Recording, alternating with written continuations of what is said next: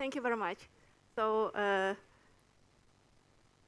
so I'm going to talk about automorphisms, and I hope that everything will be clear, so ask me if you need. So throughout my talk, X will be a smooth projective variety over C.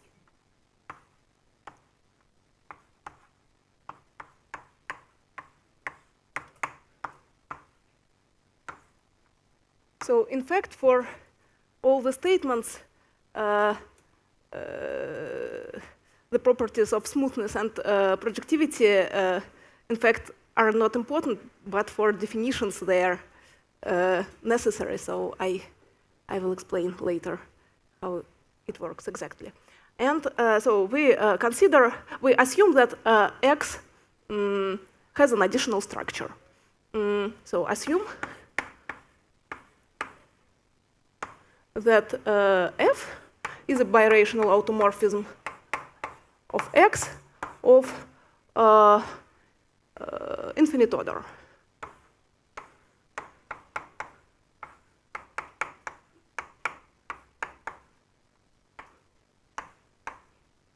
So I will just write order of F equals infinity, and this means that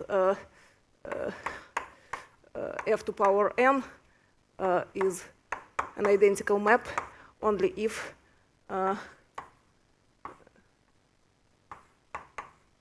n equals 0.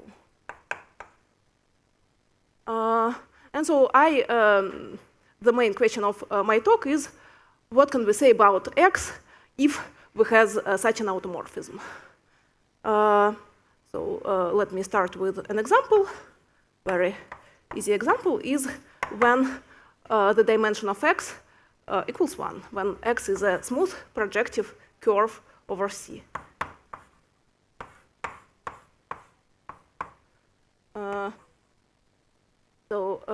In this case, the group of birational automorphisms coincides with the group of regular automorphisms.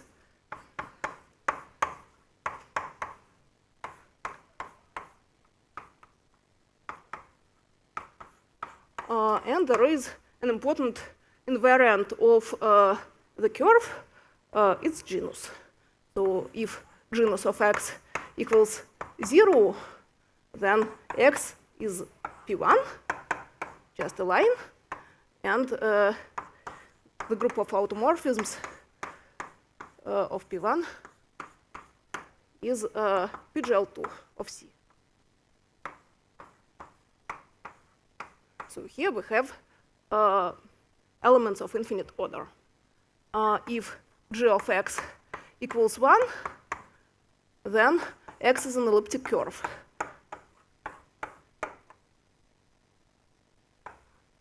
And the group of automorphisms contains the group of points of X, so X of C, all translations by points on X lie inside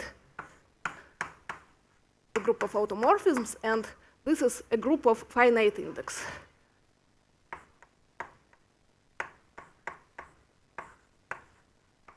Here we also have some translations by elements which are not torsion. So we have here a lot of elements of infinite order. And in case when the genus is 2 or greater than 2, then there is a Hurwitz theorem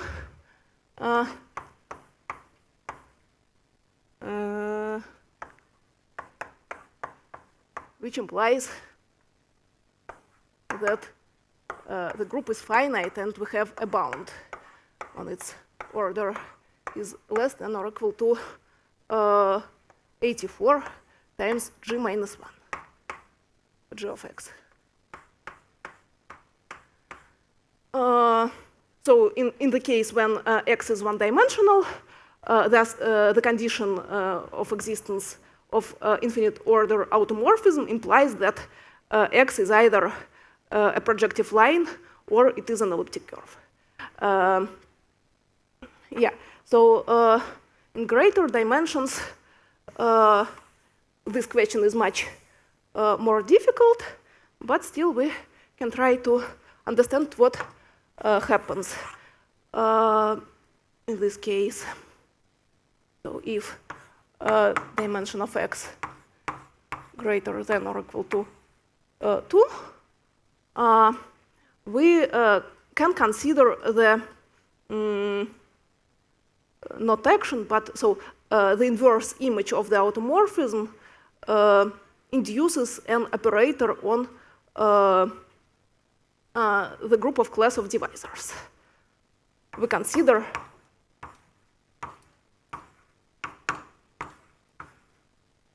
the action by pullback.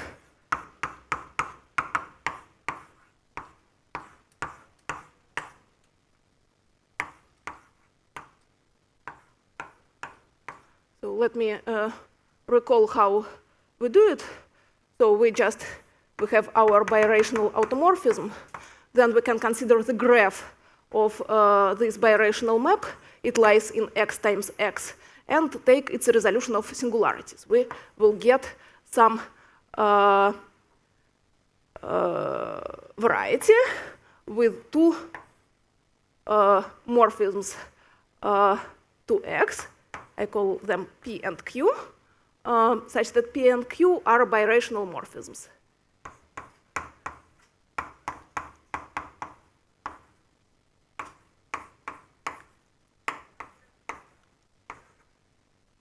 Then we say that pullback is just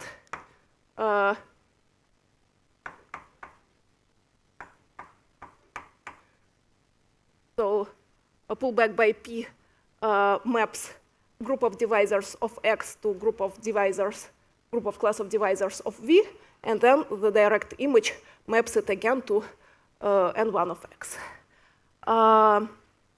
In fact, this operator does not depend on the elimination of indeterminacy V. So we get some operator. We have many problems for this operator. For instance, we know that the power of the inverse for such inverse image in general is not equal to pullback by an iterate of f. Nevertheless, we can define degrees of our birational map f in the following way. So we fix H, ample class,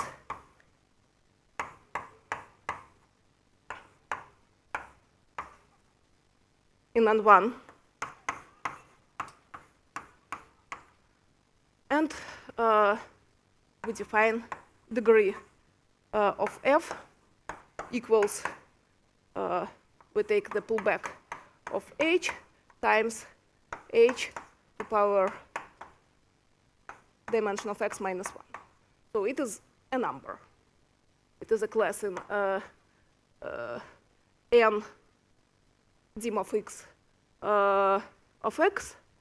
So it is just an integer.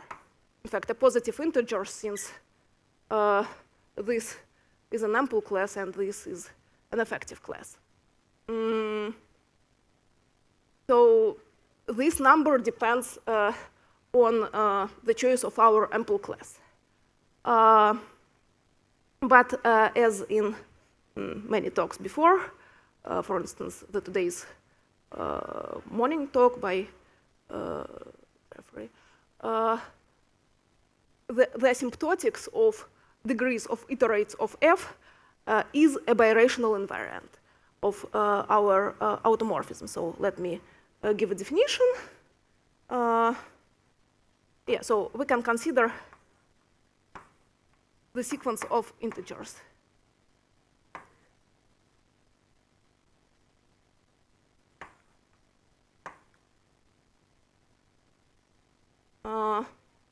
Just sequence degree of f to power n for all n greater or equal than 0. Yeah, probably I want to add here that in case when X is a projective space and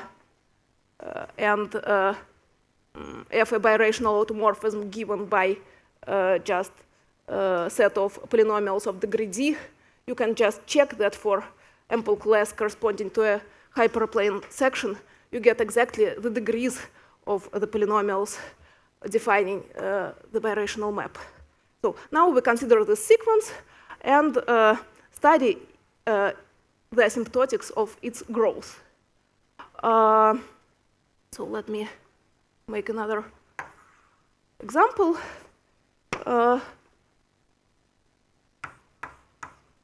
So in the case when dimension of x equals 2, we know very well we can study very well the growth of this sequence, and we get one of the following situations.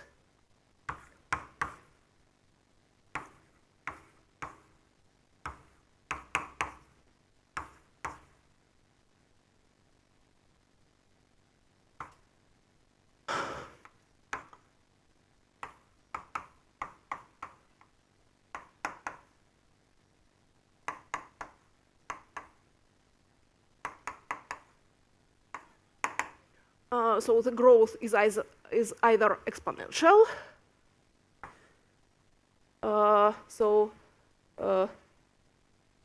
degree of f to power n is O of lambda to power n, where lambda is some real number.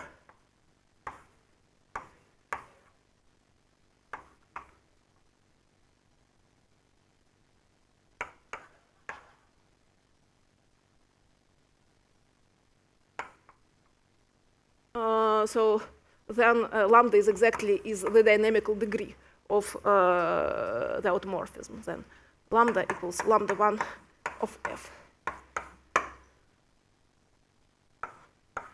Another case is when the growth is polynomial.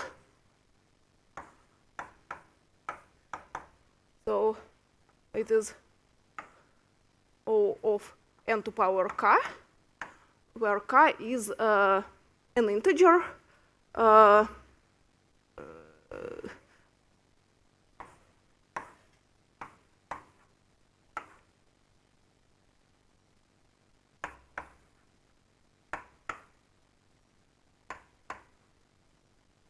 and the last case is when the growth is bounded. So degree of fn equals O of 1. This is exactly the case when there exists some number, real number, such that degree of fn is less than or equal to c for all n in z, probably greater or equal than 0. So in case of surfaces, we have one of these three asymptotics. And if we are in this or this situation, this implies a lot of properties of the geometry of x. For instance, if x is a surface with a birational automorphism of exponential growth, then x is birational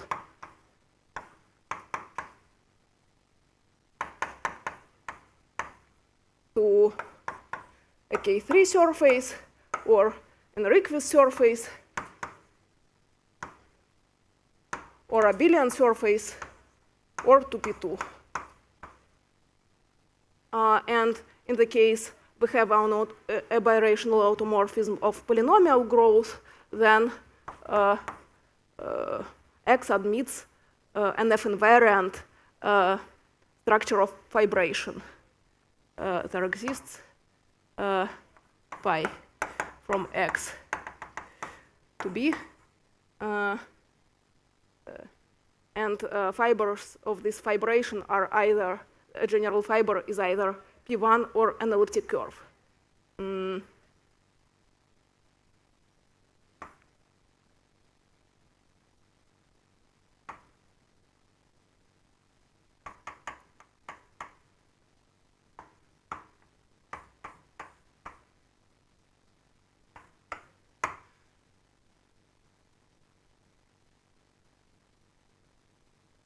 Sorry? Yeah, sorry. Yeah, I forget to mention it. Yeah, so we say that a sequence of numbers is such that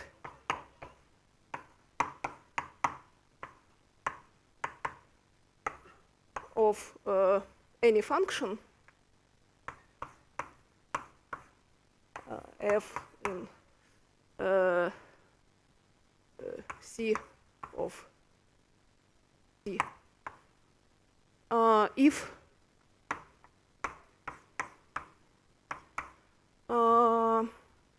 we can consider the sequence an divided by f of n, and the sequence is bounded. So if there exists C greater or so greater than 0 such that 1 over C is less than or equal to an divided to f of n, and less than or equal than C. So asymptotically, these functions are same.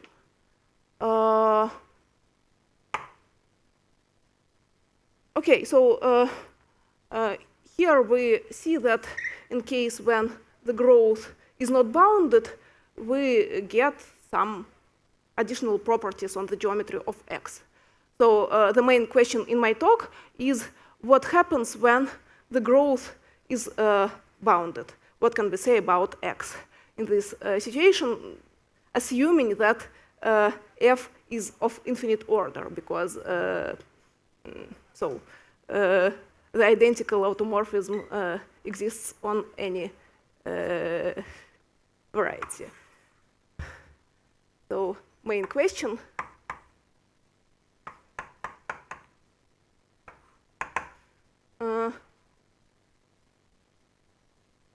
Assume that f is inside sphere of x is such that its order is infinite and its growth is bounded.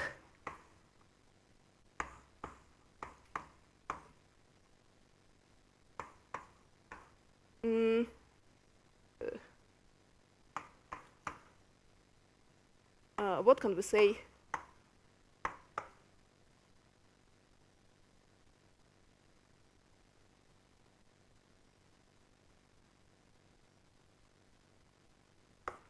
X.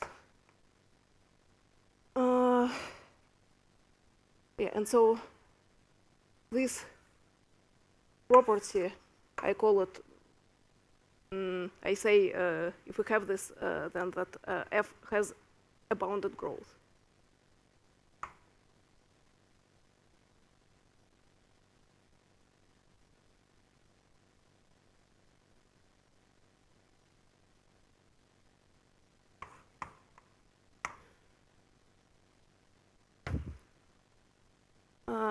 Okay.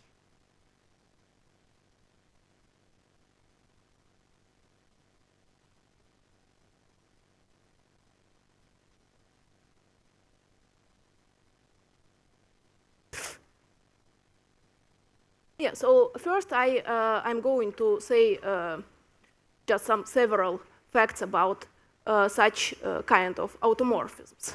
So the first one was mentioned on the course by Ronan Terperot. So it is a Weyl theorem.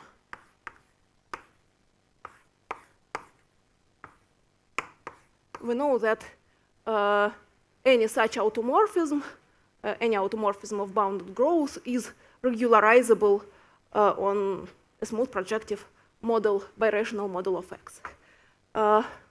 If F is inside the group of birational morphisms of X such that its growth is bounded,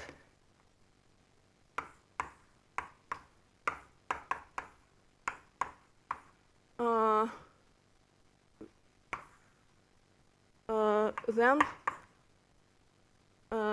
there exists a birational map alpha from X to Y such that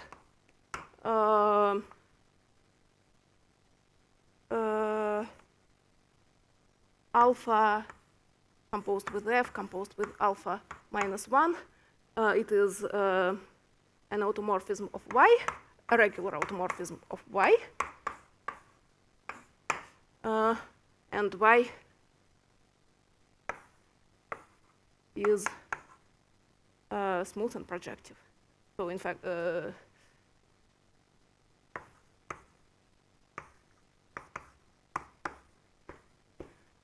so we just reduce to the situation when X is as before and F is a regular automorphism. Then we can look again at the action by pullback. So from now on, we assume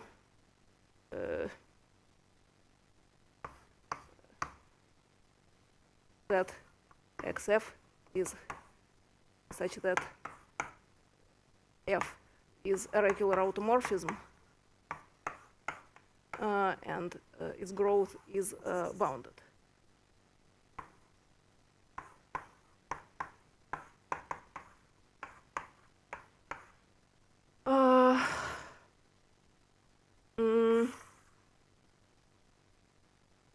Yeah, so since F is regular, then the pullback acts on the group of class of divisors.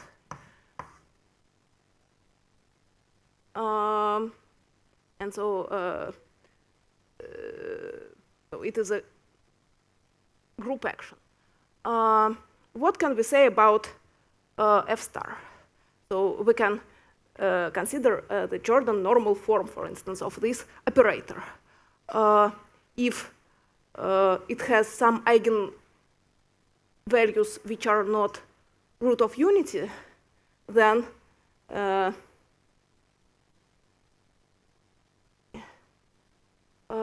write the following thing. We know that Fn star equals F star n, and on the other hand, we have this condition. This implies that if F star has an eigenvalue lambda such that absolute value of lambda is greater than 1, then we get a contradiction. It has no eigenvalue effect. Moreover, since this is a lattice, this is a group of class of subvarieties on X, all eigenvalues are algebraic numbers. So F star is an operator whose eigenvalues are algebraic numbers, and absolute value of these eigenvalues all equal to 1. So then all eigenvalues of F star by Kronecker theorem, they are roots of unity.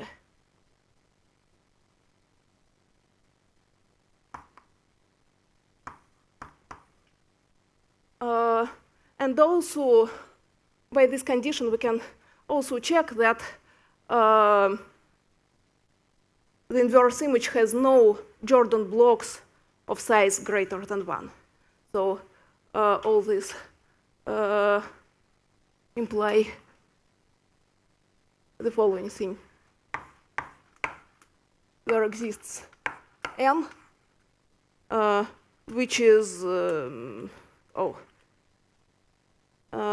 some number. It is a finite dimensional space. All its eigenvalues are roots of unity, so we can choose n such that all these roots of unity to power n equal 1, and this is this very n, such that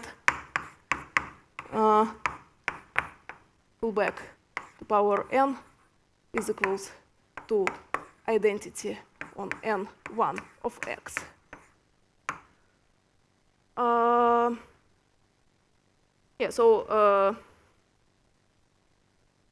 This is a very nice condition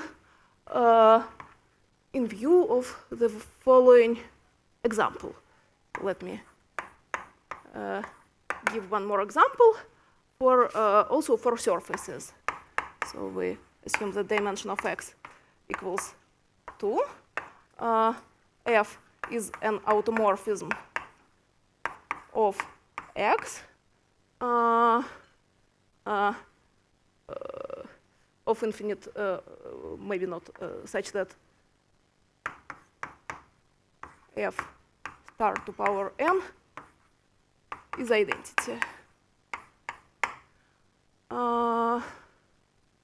Then we can run minimal model program with respect to the group generated by the inverse image. So denote by G the following group. This is just a subgroup generated by the pullback of F inside N1 of X. So then G is isomorphic to, so equals to Z modulo NZ. So it is a finite group, which is important. So then we look at the Mori cone of X. Look for, so if the canonical class of X is not numerically effective, we look for G orbits of -1 curves, and we can contract them to get a smaller birational model.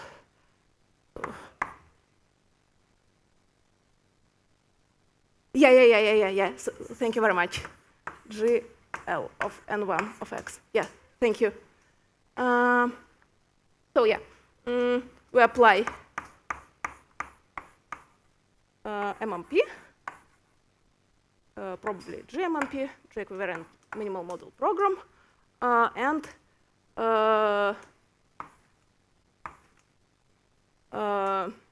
we get one of two things. Then we can assume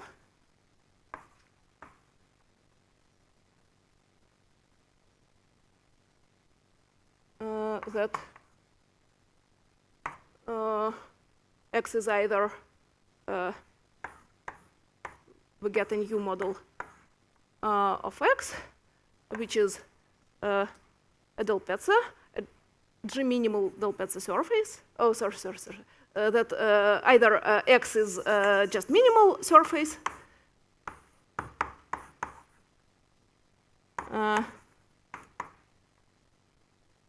minimal, which means that canonical class of X is numerically effective, or there exists phi from X to be G-equivariant Mori fiber space structure.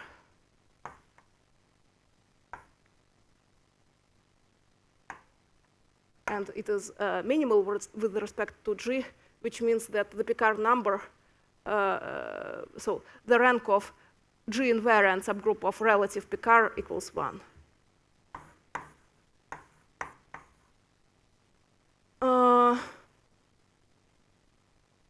So then we can just look at Kadayara classification and study, just look for some known results which says does such X admit an infinite order automorphism of bounded growth or not. So let me recall the Kadayara classification of surfaces.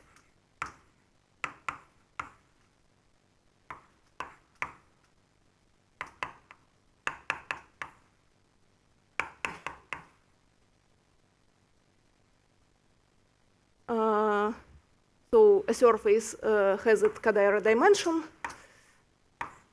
and I probably don't want to recall what is it, but so I will say something. So the case of Kadayara dimension equals 2 is the case of general type surfaces. This case is analogous to the case of curves of genus 2 and greater. So in this case, by Matsumura's theorem,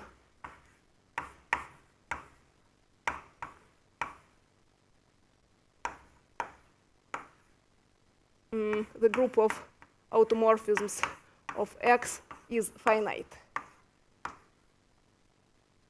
In particular, we have no infinite order automorphism of bounded growth. We have no infinite order of automorphisms. If Kadayara dimension of X equals 1, then there is a theorem by Jingxin Kai, which says that under the assumption of bounded growth, we also have no infinite order automorphisms. This says that if the growth of degrees of f is bounded, then then there exists n such that Fn is just identity. Now, if the Kadayara dimension of X equals 0, then we have 4 cases. Yeah.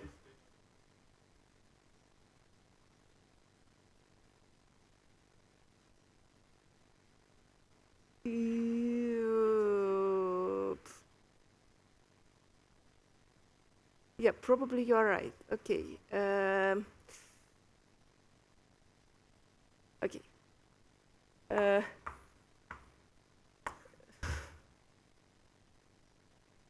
Yeah, okay.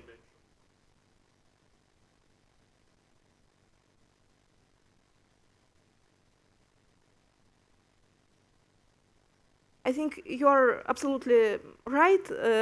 I will formulate the correct statement about this case, but a little bit later. If Kadayara dimension equals 0, then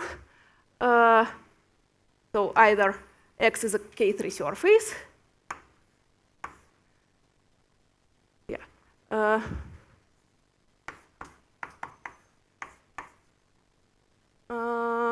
And then by Tarelli theorem,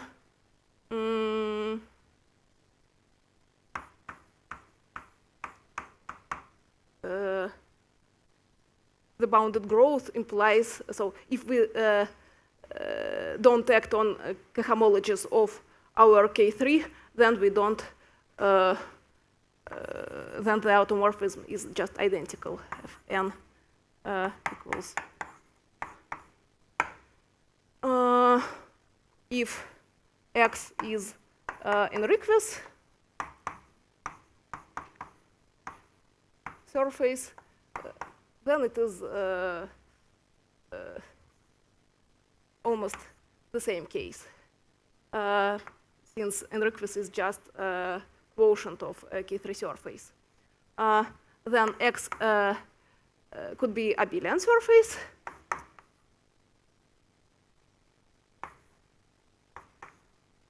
Then we know that X, the group of automorphisms of X contains all translations.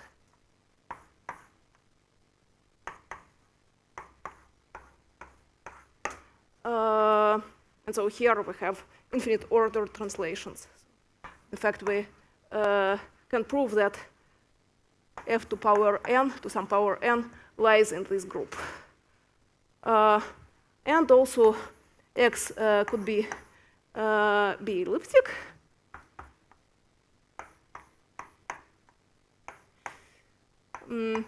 And then also there are examples of automorphisms of infinite order and bounded growth f of such that O growth of degrees O of 1 and order is infinite exist.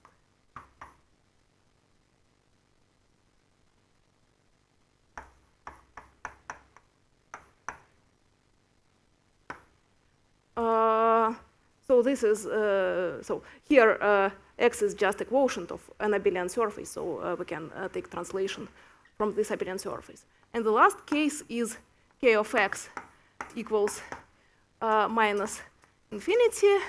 So here we have two cases: either X is ruled, so X birational to P1 times C, where C is a curve of genus 1 or greater, or X is rational.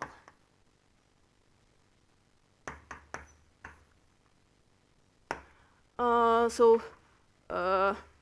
I think I want, so here we also have examples of infinite order bounded growth automorphisms, but I want to focus on the case X is rational, because there exists a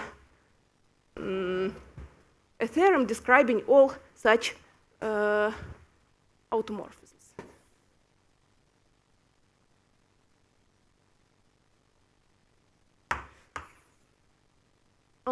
So this is theorem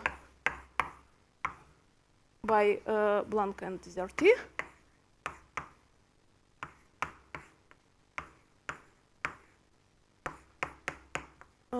Which says that let X be a rational surface,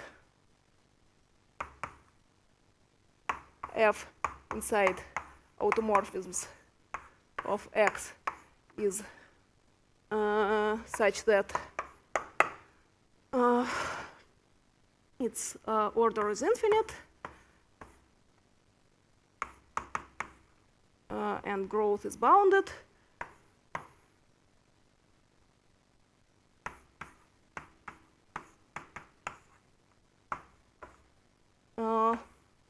Then there exists a birational map alpha from X to P2, birational, and such that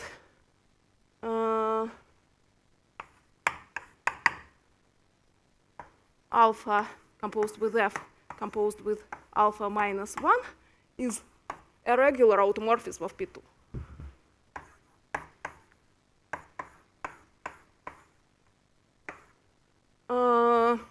So any birational automorphism of bounded growth and infinite degree could be conjugated inside Cremona group to just an element of PGL3 of C. So this is a very nice theorem, in my opinion. It says that it precisely describes the geometry of such X and such automorphism. It is necessarily automorphism induced by just a linear algebraic group. So I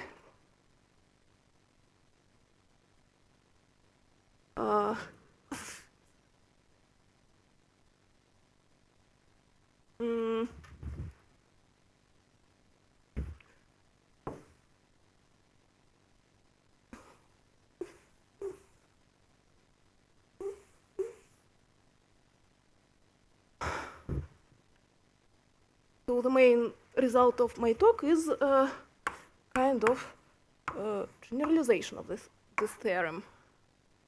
So let X be a smooth projective variety over C, and F inside the group of automorphisms of X such that its growth is bounded.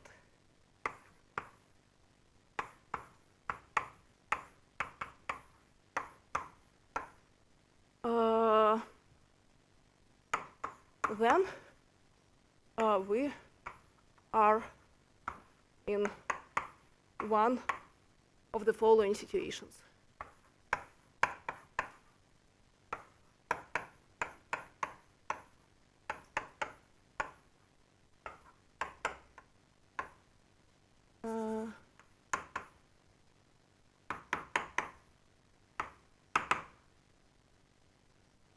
Either just F is of finite order,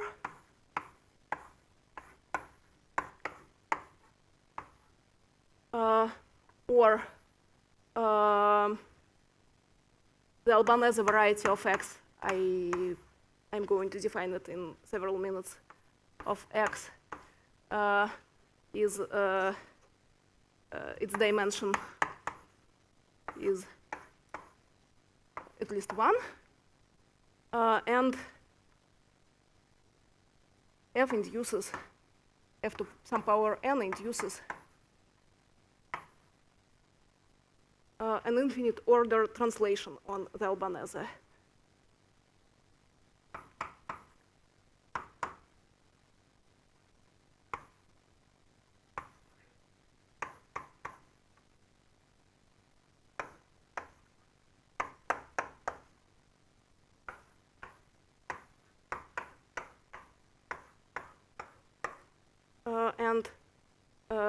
Yeah, probably first I want to define the Albanese.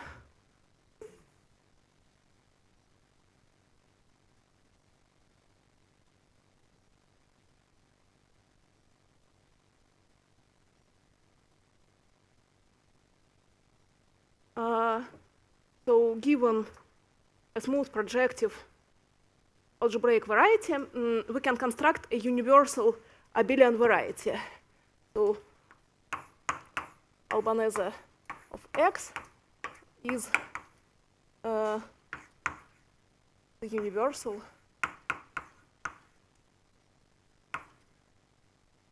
abelian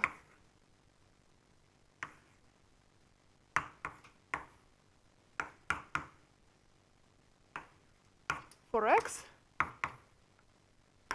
So there is a map from X to the Albanese variety, to some abelian variety. And we have a universal property.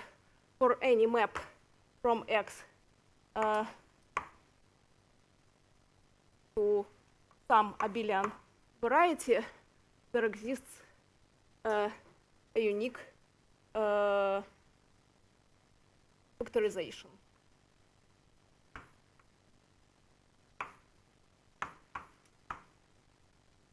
Through the Albanese variety. In particular, if, so now assume that we have the map, an automorphism f of X. Here we have the map A to Albanese. And here we have map to Albanese.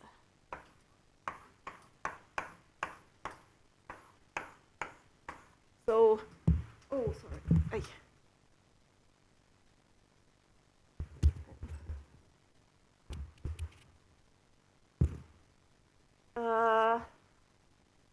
So the universal property implies that there exists a unique factorization of f.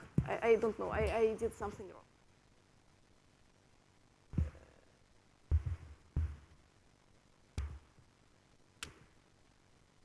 So is it okay?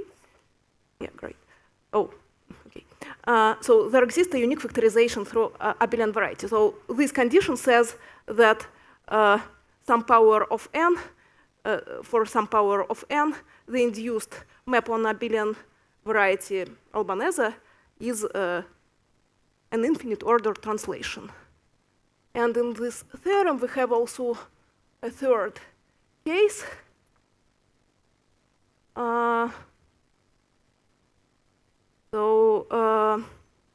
Yeah, there exists a birational map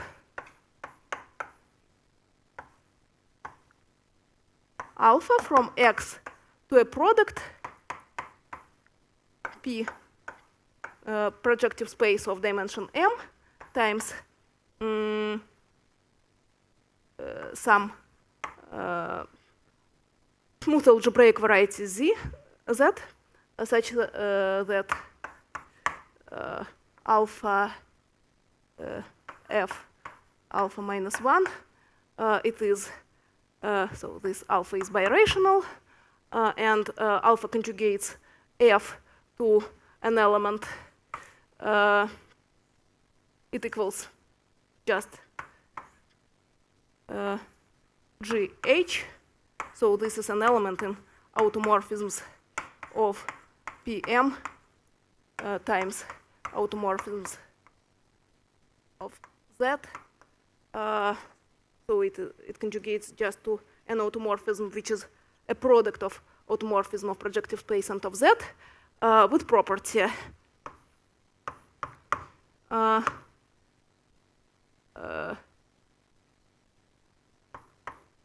So the automorphism G of the projective space if is of infinite order. So the order of G is infinity. And the order of H, the automorphism of the second component Z, is finite. Yeah, and I forgot an important condition here. M is greater or equal than 1. So this decomposition is not trivial. We necessarily have the factor which is projective space. Yeah, so this is the theorem, and let me first write some corollaries.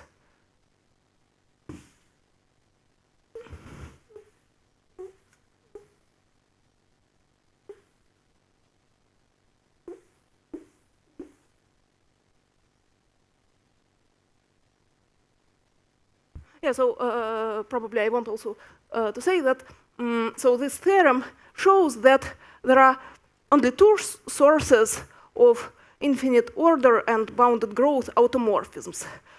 Those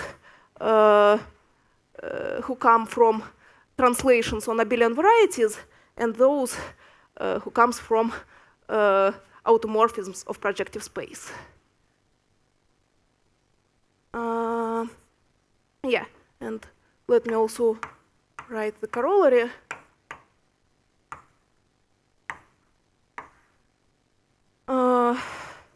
Let X be rationally connected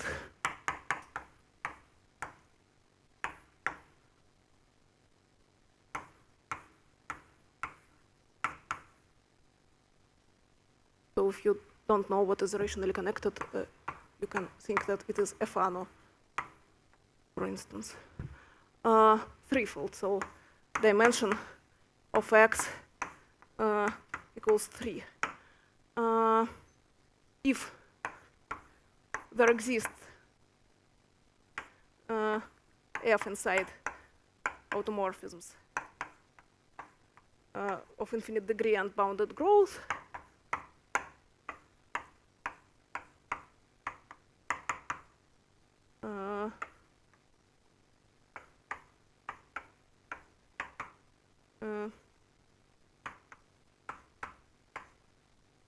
then x is rational.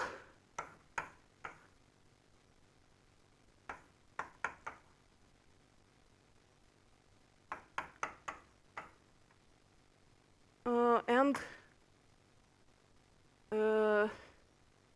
moreover, there exists integer n, probably, yeah, okay, n, greater or equal than 1, and there exists alpha from x to P3 birational, such that alpha conjugates f to an automorphism of projective space. Alpha f alpha minus 1 is an element of the group of regular automorphisms of P3. So this is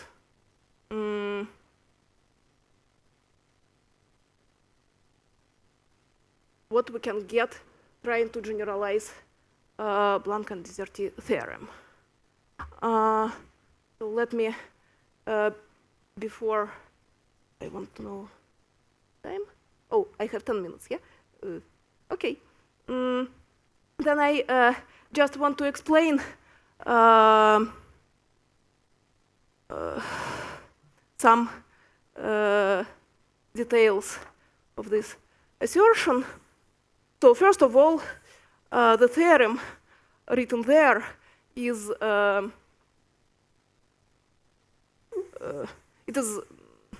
it claims something for all dimensions, and this corollary works only for dimension 3. And there is an example demonstrating why we can't get anything like this in greater dimensions. So example, explaining why dimension of x equals 3 in the corollary.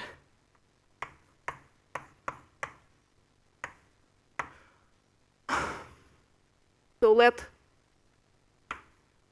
y be a rationally non-stable Fano threefold.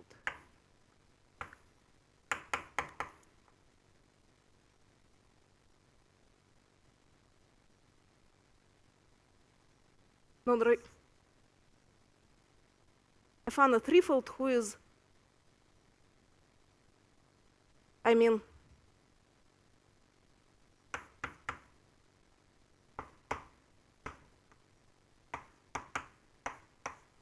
such that it is not rational and y times p projective space of dimension k is not rational.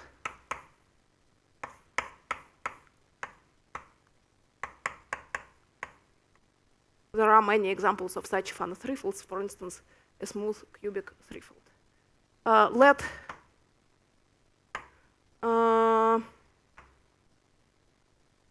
G inside a group of automorphisms of PK be of infinite order.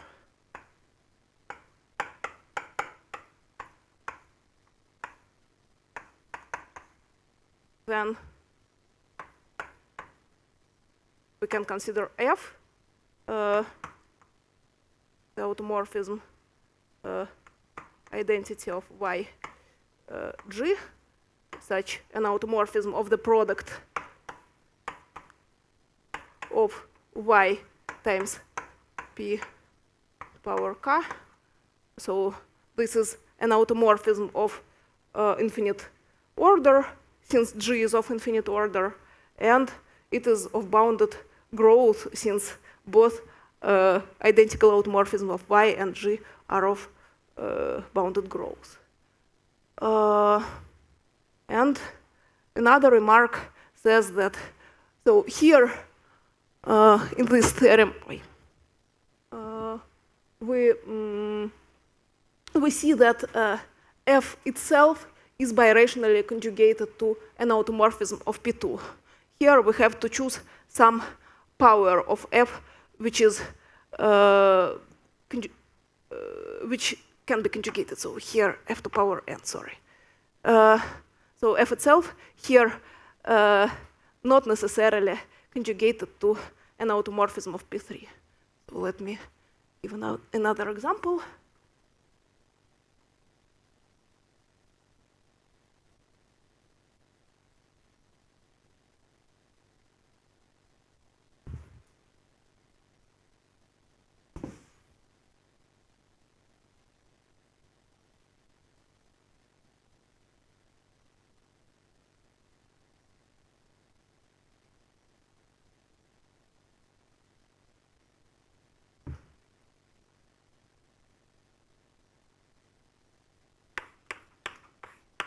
So let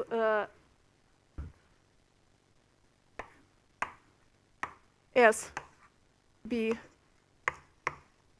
a rational surface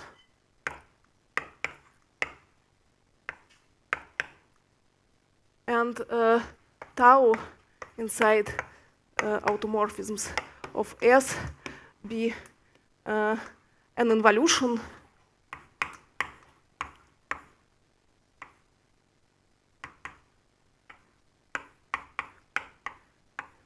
which is not birationally conjugated to an involution in automorphisms of P2.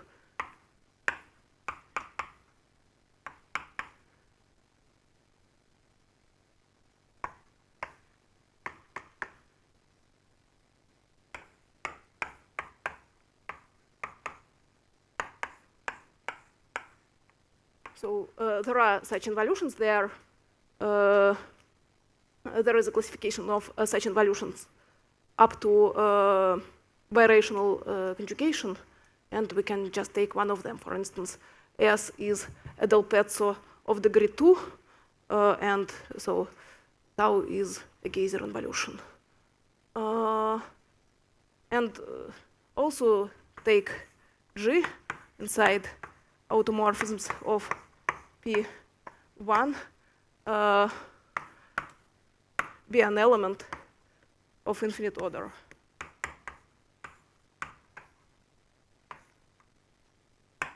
Then tau G inside automorphisms of S times P1 is not conjugated to an automorphism of P3.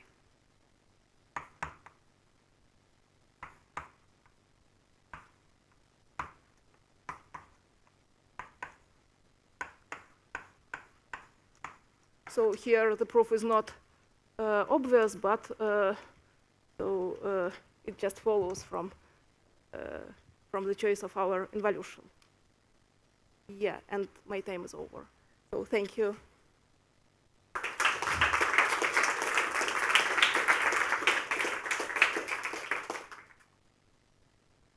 Are there questions? Can you explain in the case of case 3 here how Torelli works for the conclusion? Sorry. How to apply Torelli to get this conclusion? So Torelli theorem says that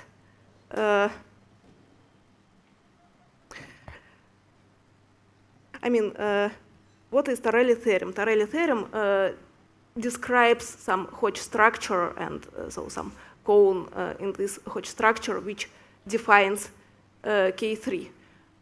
Any automorphism of K3 is an automorphism of this Hodge structure preserving the cone and some classes there.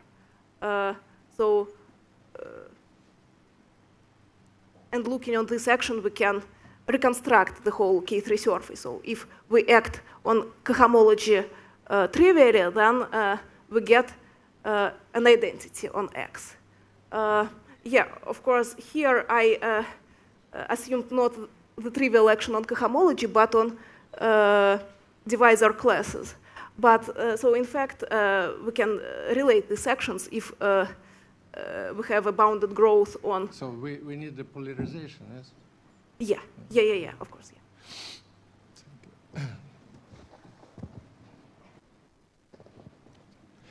I mean, your example showing why you don't have a higher dimensional version of the corollary, I mean, is it naive to hope for some version of a higher dimensional version? Like, you know, if you have an infinite order map, it's semi-conjugate to an infinite order map on PK or something like that?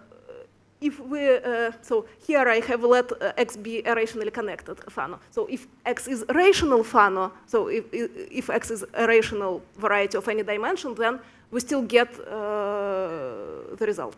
Oh, okay. We just don't get the implication that of rationality. Oh, okay. Very easy. I have a question regarding the Weyl theorem. So do you know if there is a converse of this result with a birational self-map that is regularizable? This implies that it has bounded growth. Sorry? I think you wrote the Weyl theorem, which says that a birational self-map who has bounded growth is regularizable. Do you know if the converse of this result is true? So if can there be a non-regularizable, if a regularizable implies bounded growth? Yes, Yeah. so we have positive entropy automorphisms. For instance, on abelian variety, we can act by an integer matrix with eigenvalues greater than 1. Okay. Yeah, so I think yes. Okay. There are.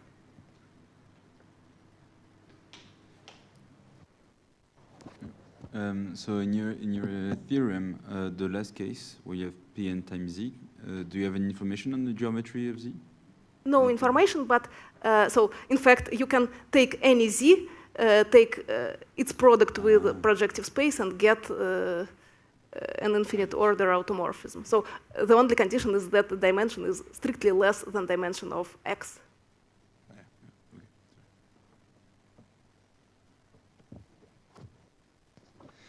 I have a small question. You were asked, does your last example explain what? How to explain that it is not conjugated to an automorphism?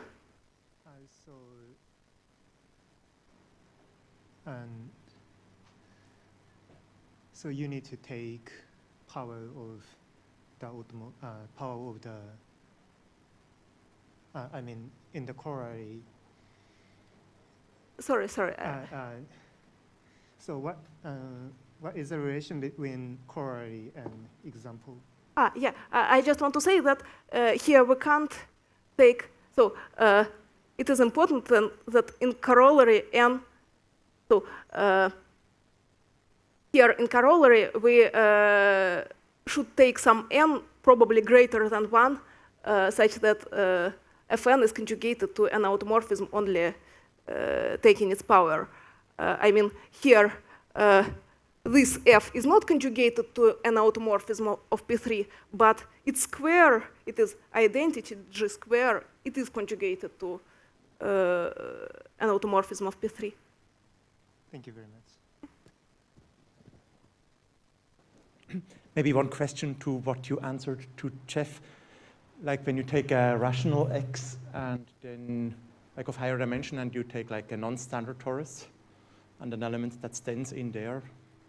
So how can it be conjugate to automorphisms of Pn? So you mentioned that if you assume X to be irrational, then it's true in all dimensions. That's some iterate of. Yeah.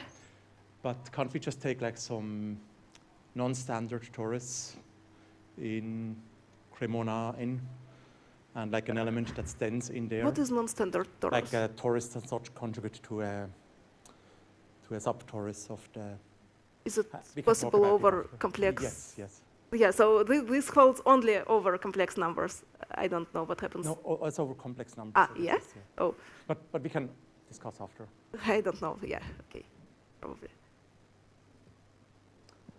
More questions? Otherwise, that's thanks. Sasha again.